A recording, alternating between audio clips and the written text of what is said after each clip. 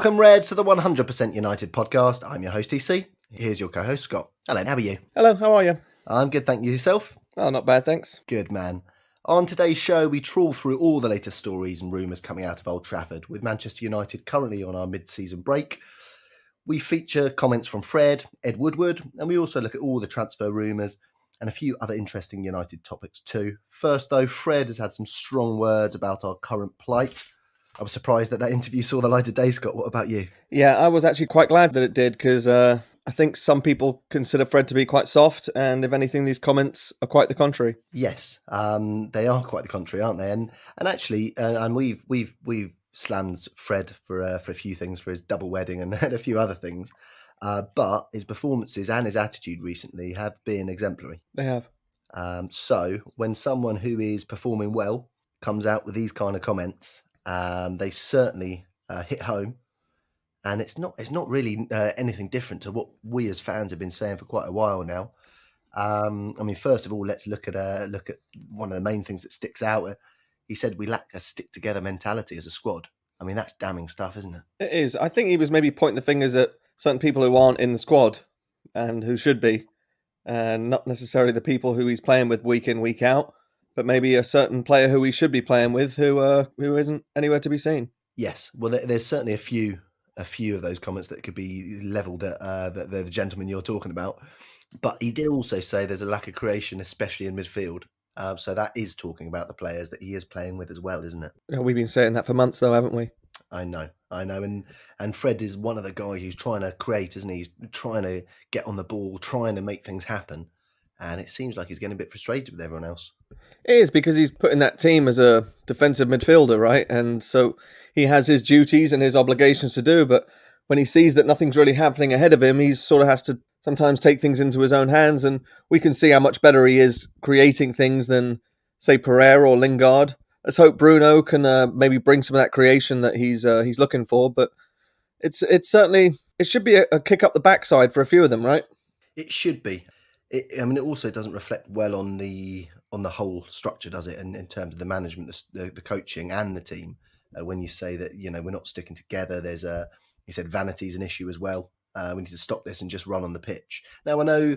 Look, let's be fair about this. David Beckham definitely used to do his hair quite nicely before matches, but he also always performed as well. I wouldn't say. Looking in the mirror, Cristiano Ronaldo was the 100%. Biggest culprit of that, right? 100%. So, in terms of that, and Fred's hair looks pretty tidy in general as well. So, but in general, yeah, again, it's not good stuff, is it? It's not a good look for a squad that is meant to be battling at the moment to get back to where we believe we should be. I think this might be categorized as one of those interviews that a player makes in a foreign language and then it gets mistranslated as well. I think some of the comments he was making were absolutely harmless, and they're made to be barbs at other players. He's maybe pointing fingers at himself as well, and saying that he needs to do better. Yeah. But it's, unless anyone actually speaks perfect Portuguese or Brazilian, whatever dialect it is, it's impossible to know exactly what he says. Yes, I mean we have had this ever since we've been United fans, really, haven't we? Player goes away on an international break, or there is a break, like this is a winter break, and then suddenly they they run their mouth to someone in their native tongue, and they come back to a little bit of a dressing down when they arrive back at Old Trafford. What do you think will happen? Because we have to look back at the last time a player expressed his views quite sort of succinctly. I believe it was after the Newcastle game when David De Gea said this is the worst it's been. I don't know, he was almost in tears, wasn't he, in that interview after the game? Mm-hmm. I don't know if you remember. He was skipping the side at the time, Scott. Yeah, it's never been he hasn't worn since. the armband since, and also his form took a big dive after that as well. I didn't agree with that personally. In terms of if he was punished for those comments, I thought those comments were the kind of comments a captain should be saying. Mm-hmm. Yeah. What do you think? Do you think Fred's going to be in trouble? I hope not, but I don't know. I don't think we got the manpower to be able to discipline him, right? No, exactly. That's a great thing about it, right? Does he know that as well? Probably. Listen, I think it's the kind of thing that if anything was said to him negatively about it by the coaches or the management, he would say, listen, it got misconstrued. Yeah. I was saying that we as a team lack a bit of bite and we need to play better. And we bloody do. We're 8th in the league. It's obvious. To be honest, I think it'd be more worrying if he said, oh, everything's great. Yeah. Having a great time. Loving being in England, being so close to Euro Disney. Yeah. I think that would be more worrying, wouldn't it? It would. And Fred's attitude's got better and better. Mm-hmm. And look, if it has been misconstrued, if there has been a bit of dramatism added by the newspapers, I don't look at it as a bad thing. I think we need to air these things. Some people do, like you say, need to kick up the backside. And yeah, the fact that the voice is coming from deep within the dressing room rather than from terraces or from us or from fans all around the world, it just adds to that feeling that we do need to change direction a little bit, and things aren't as rosy as the powers that be would like you to believe. I don't think they are. Listen, I don't have sources, I don't have insider information. I just have a feeling that Pochettino will take over in the summer. And if you're being coached by people who you know aren't going to be there next year, it's difficult to get motivated for it. Yeah, well, I was gonna address Pochettino's comments that he made in the last couple of days a bit later in the show, but seeing as you brought it up now, Scott, Pochettino has said he's ready and waiting for a new challenge, and he said he'd love to work in the Premier League again. Seems like a come and get me plea, really. It's nailed on. Yeah, I really think so. And you know what? I'm warming to the idea a little bit. I must say, I'm warming to the idea a little bit. But let's park that for now. We still do have Ollie in the hot seat, and like I've said before, if he is to leave, I would like it to be a dignified exit, and I'd like us to sort of preserve his legend status as much as is possible after this. What's turning out to be a bit of a debacle, isn't it? Yeah. Anyway, let's move on to Ed Woodward, because he's been making some comments too. He's had his quarterly conference, and he has said that there's a big summer coming up, and it's an important opportunity to make some more signings and move this squad forward. Now, he did say that we use the season to assess, and then we make purchases in the summer. That's the tactic, and the fact that Bruno Fernandes has come now is because he was targeted for the summer, and he was available now, and so we've got him a few months early. You know what I think, Scott? I think we've got him a few months late. I think we were going for him last summer. What do you think? I would maybe agree with that. Or I think that we're preparing for a big summer, right? And if he's saying a few months ago, he was saying it's impossible to sign 4 or 5 players in a window and have them all integrate themselves into the squad. So if we can do one now, that I think the next manager is going to want, and he was a target for him when he was managing Tottenham. Yeah. Then it's good business to do now. It's almost yearly that he comes out with these comments in February to say, we're looking for a director of football. We've got big plans for the summer. No one can do what we can do, etc., etc., etc. And then we won't hear from him again until the 30th of August. Yeah. The bizarre thing I find, Scott, is that you touched on his comments that he says about only being able to sign a few players each summer. Mm-hmm. But then why are we selling so many players all the time then? We're letting so many bodies go. I'm sort of scratching my head thinking, then if we can only make so many signings, then how does that work out? I mean, the squad's just going to get smaller and smaller and smaller. And as we know, injuries do happen. Listen, they're not managing it well. I think we do have to be quite glad that we have got rid of a lot of players that were sucking us dry, and Ollie's done a great job in getting rid of that deadwood and being quite ruthless in that. Although it's funny, isn't it, that I think if Mourinho had been that ruthless, he would have been tearing the team apart, etc., etc. Yeah, and and not planning for the future. Yeah, they would have said. Yeah, and it's funny that if Mourinho was manager and he had signed a player from China on the last day, he'd be hung out to dry. Yes, yeah, and you know what? Since Odion Ighalo has arrived, he's obviously shown a magic attitude. He seems like one of us playing for us, doesn't he? Which is really, really cool to see, and I love that, and I wish him all the best, of course. But you know, Woodward said the recruitment department is working to a clear plan and philosophy. Now, to me, we've made a short-term signing there, haven't we? Of course, Ighalo, of course. that's for sure. There's no option to buy. And Lukaku's scored his 17th goal in Serie A already. Now, Lukaku's a lot more of a long-term player than Ighalo is. And, yeah, the words just don't match the actions for me. But, you know, the one thing that Ighalo has over Lukaku is the right attitude, right? And the desire for United to do well. Now, the great thing about seeing a player who, grew up wearing a United shirt and loves United as much as us actually getting the chance to do it is that, he's not going to give up. And if 5 minutes to go and we need a goal, he's going to actually be giving his everything. And that's the kind of player we actually need. Now, the thing that worries me about saying the recruitment department is in, working overtime to make sure that we're in the best position, etc. Why isn't that including a director of football? I know. And a director of football would himself bring a book worth of targets himself. Yeah, and a bit of savvy as well. Probably. And I think each deal that Woodward gets over the line gives him a bit more confidence that he'll be able to do the job. And you never know. He managed to push over a deal in the last few hours of the transfer window. It's probably given him a lot of confidence. And now he's coming out saying, you know what, I'm Ed Woodward. I could probably sign 3 or 5 players this summer. You never know. Yeah, well, I hope he can. He also said there's behind-the-scenes progress and the rebuild's going well. Again, it's just more words, isn't it? And the thing is that there's not glowing signs that there is progress behind the scenes. They talk about the culture. They talk about a rebuild. At the moment, it's not a rebuild. It's, as Ollie said, it's tearing the house down. We signed a handful of players, let a bucket load go. These are all textbook comments for what you say to keep your investors happy and your owners happy, right? So, yes, as I say, it's almost yearly he comes out with these comments that get us all gassed for the summer and get us all excited, and then well, they don't anymore, Scott. I'm not. But it's the reason he's doing it, of course. But the more summers that go by that he doesn't back his words up with actions, the less we hang on those words, of course.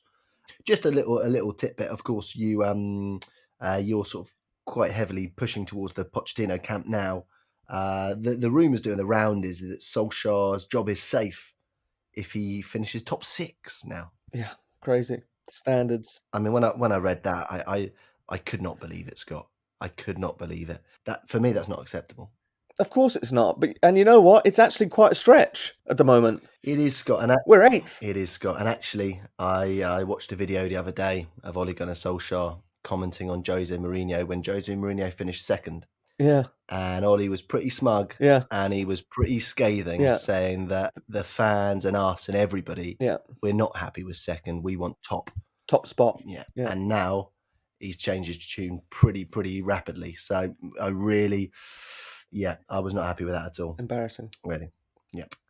Now look, we've obviously headed off to the warm weather training camp, minus Paul Pogba, as I suggested we would. Scott McTominay, a bit of passion in his heart, has managed to make the plane, but Odion Igalo had to be left at home because of the coronavirus. Probably a good move from United. There was a lot of uncertainty that the rules would change, and that someone who has been in China in the last, I think, 6 months, is that right? I'm not sure. Would not be permitted entrance back into the UK. So I think that was a good move for United. Obviously, it's not a great look again. So does that mean he's not going to play the Europa League game in Bruges? No, that was where I was going. He's been passed for that now. Okay. So he's been cleared. Okay. So that's great news that he will, and hopefully we'll be seeing the Iggy chop, and he'll get off the mark, and he'll get grab the ball by the horns, like I said, Scott. I hope so. Yeah, absolutely. So the lads are off on the mid-season break. It seems a bit weird having the break at this time of the year, doesn't it, Scott? Dear me. Well, I think that the TV revenue around Christmas generates so much money. It makes sense money-wise to do it now. It of course it does. I mean, we're not going to, but it's just too late, isn't it? It's like this is when you're gearing up for the final push, and to have a 2-week break. I mean, on one hand, it gives you a rest, but on the other hand, it can sort of suck the momentum out of you. Luckily, we don't have any momentum, but for other teams who are actually going for things, I actually think it might energize us. I think that last year we dropped off so much in the last couple of months because the tactics almost ran the players into the ground. And let's hope this 2-week break can refresh us, and we can actually go and try and make something of it. If they want to limit us by saying top 6, then God, let's try and go and try and get 6th, eh? That is a good point, though, Scott. That is a good point. We did drop off drastically, didn't we, last season? But we were playing a different style of football as well. Well, good. We were pressing big time. We were all over the pitch, and now the style has regressed to quite a defensive style at the moment. I honestly don't know the style of football we play right now. Yeah. I watch our game, and it just I don't know. It's so disappointing to watch. And especially because the preview, he'll come out and say we want to play quick attacking football, and then Yeah. throughout the game, it's just the defenders passing it to each other at snail's pace, and then he comes out and says, "Oh," and makes some excuse about goalposts or about the lads not being motivated for the game, and it's just, Yeah. I don't know. Something really needs to change. Yeah, you're right. You're right, Scott. I mean, we apparently now the rumours are is that we're shopping Sanchez around to anyone who will listen. And of course, it's just a week ago now that Ollie said that he's going to come back and prove everyone wrong. I just wish he wouldn't come out with those things, because if he knows that Sanchez is going to go, uh, why give everybody the ammo to say, well, why do you say that?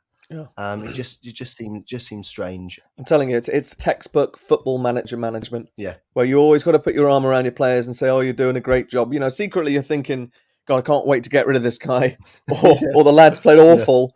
But to play the game, you've got to keep everyone's spirits up, etc., etc. It just feels like we're in an episode of Football Manager with Ole Gunnar Solskjaer. Yeah. And now we're looking at a real difficult situation as well. I know you don't want me to mention him, but Paul Pogba is this summer he's going to have 1 year left on his contract. So he's basically done what he wanted to do, hasn't he? And he's going to drive that price down. We should have sold him last summer. You said it, I said it. I can't believe that we've been mugged off again by Paul Pogba. And you know what? I want to say right now, those idiots. We do have an option. We have an option to extend it for 1 year. Yeah, but it's gonna be still the price will. So we do that, and his price is still 100 million. I hope so. But you know what? Those people who used to say that Fergie's biggest mistake was not signing Pogba, do they still think that now? Probably not. Not signing Pogba on, keeping him on. I don't think it wasn't his biggest mistake, was it? No. I think his biggest mistake was not signing Sergio Aguero, to be honest with you, but it's another story. It's true, right? Imagine. Yeah. Anyway, what do you think of these Jack Grealish and James Maddison rumours? They're hotting up. Maddison 90 million, Grealish about 60 million. They're saying if Villa go down. Are you interested in either of them? I'll take Grealish every day of the week. Yeah? I don't know about Maddison. I think he's maybe a bit similar to Bruno. Exactly what I was thinking. He's probably going to sign a new contract, but I would take Grealish every day of the week. Yeah? Yeah. He's got a bit of that United thing about him, hasn't Arrogance about him, yeah. Yeah, absolutely. Yeah. So yeah, that's something that seems to be hotting up nicely. Again, the old Philippe Coutinho rumours are popping up again. £77 million for him. Not interested in that. Thank you very much. No. Kalidou Koulibaly still around. £127 million release clause. I mean, surely we can't drop that amount of money, or even close to that amount of money, on a centre back. 30-year-old centre back. Yeah, and when we've just dropped that on Maguire, and when we could still recall Chris Smalling. Apparently, Roma are fed up that we've increased the price from 12 to 17 million. But it's still a snip. Yeah, he's your best blooming centre back. So, do you want him? Well, we'll have him back then. Yeah, yeah, exactly. And I know you weren't too keen on Edison Cavani, but he is available on a free in the summer. Would you take him as an option to have up there? I do rate him as a player, I must say. Perhaps he's 35. Perhaps I don't think so. I think he'd been on astronomical wages, and again, I think it would be going down the road that we've seen with Sanchez and Falcao and Di Maria. That it's just such a different pressure to come in and be United's biggest played player that you expect to be banging him in, week out. And I don't think that it would be the best thing for us to do. I'd much prefer us to strengthen other areas in the squad that we need. I'd love to go and get Milinkovic-Savic, something like that. Well, this is the problem, isn't it? If we sell Pogba as well, then that's another player that Woodward has to sign this summer. So it's adding up. And with his own confession that he can't sign that many players in one summer, I'm worried about it, Scott. I am worried again about it. Rafael Camacho, another little rumour coming up from Sporting, obviously one for the future. And we do have to mention, let's have a bit of positivity before we wrap the show up, but we have to mention Dean Henderson and his performances at Sheffield United. Jordan Pickford chucked another one in the other day, and he sort of seemed to slam Gary Neville and saying that everyone wants to criticise England goalkeepers. Joe Hart got criticised all the time, but Joe Hart was not a very good keeper, really, for a top international keeper. And Pickford, he's got big mistakes in him, doesn't he? He does. He really does. He's clumsy. He is, and a bit of a clown. Do you think Dean Henderson's going to take that number 1 spot from him and take the England number 1? I would hope so. And what consequences do you think that will have for United? Because of course, De Gea's form is picking up. What do you reckon? I mean, I wouldn't be averse to having them both on the books for a season and saying sink or swim, both of you. I don't know. I think maybe one more year out on loan could do him, and I don't know. Maybe next year could be De Gea's last. It could be. I think. I mean, the rumours are that Romero's probably gonna go off into the sunset. He's been a cool servant, hasn't he? Yes. A weird one, but a cool one.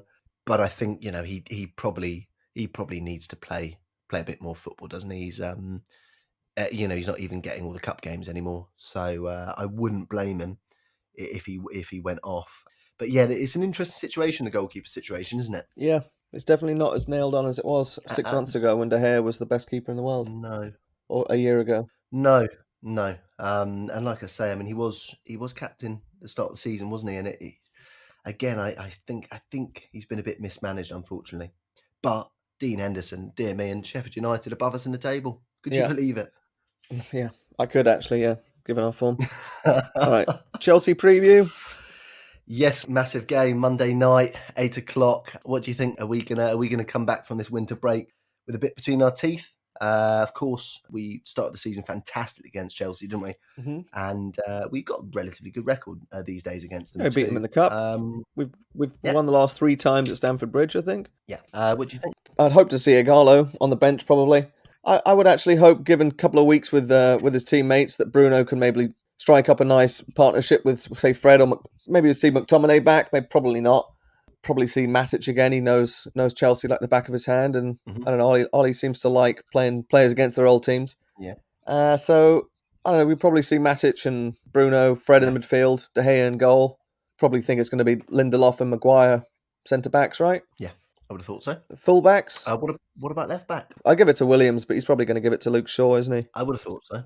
And do you think Bruno Fernandes might fancy testing out Kepa? I would have thought so. Because Kepa, I would have thought he'd be testing him all day long. I would have thought, and I would have thought David De Gea would be saying test him a bit too. He's a dodgy Kepa. Yes, I think we might be seeing Bruno's first goal on Monday. But I know you don't like my goal predictions, do you? No, I don't. But I don't know. I'd like to see maybe Martial pushed out to the left and Mason played up top instead of, he likes to play Pereira out there on the left sometimes. Yeah, I know. We'll see. I would think now we've got Ighalo as well. That would probably going to push Pereira out a little bit more, isn't it? With Bruno and Ighalo there, so that Ighalo goes in there and the strikers get pushed out. Yeah, but Martial hasn't really looked interested the last couple of games, so let's hope pushing him out on the left can re-energise him or something. Yeah, I mean, I must say, when and I don't know, but when Fred was making his comments, Martial was one of the people who was springing to my mind. Unfortunately, again, he just seems so up and down, doesn't he? We've always said he's got all the talent in the world. He just seems too sensitive, doesn't he? I mean, to life, to criticism, to football. He just seems too sensitive, and I'm not sure it's ever going to change, Scott. Unfortunately, but yeah, let's hope we can storm the bridge again and bring 3 points back, and it would be a big fillip in that battle for the top 4 that we've now consigned ourselves to. But unfortunately, we've got Sheffield United to deal with, so hopefully we can take home the 3. Yeah, I think you meant to say top 6, didn't you? Absolutely not.